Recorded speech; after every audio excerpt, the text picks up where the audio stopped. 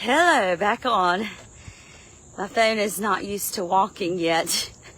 I'm getting used to walking and my phone's having to get used to walking. And so it froze and I got off. So we're getting ready for the Feast of Trumpets. And I truly feel like we are entering Jubilee. I really, really do. I know God's promises for 2022 are Jubilee. I'm talking about massiveness for his saints. And so, as I was sitting on the sidelines, so to speak, God spoke to me last night. He woke me up and he said, Robin, the fear of man is a snare. He said, look it up.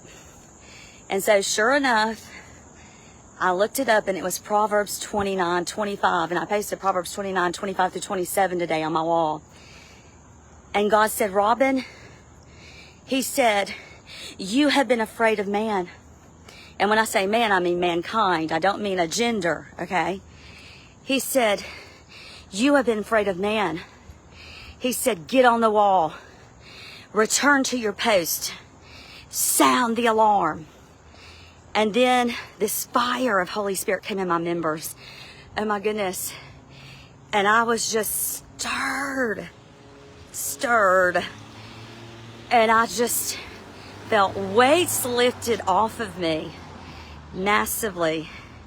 Just incredible weights lifted off of my person. And I just felt this freedom of the Lord. And like I could run.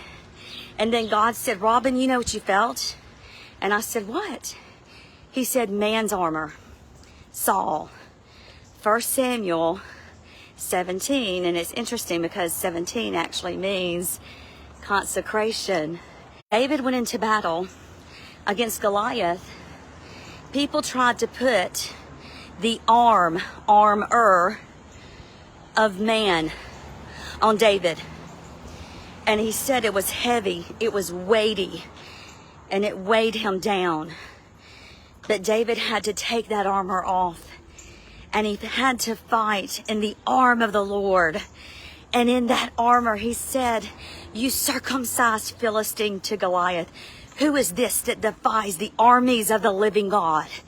See, God wasn't scared of Goliath. Israel was. And Israel needed a bold person to rise up and to stand against the giant. Rich and I entered, and there was this young African-American lady coming out. And I said, please, ma'am, don't go out there. There is a guy out there, and you really need to stay in here unless someone's watching you.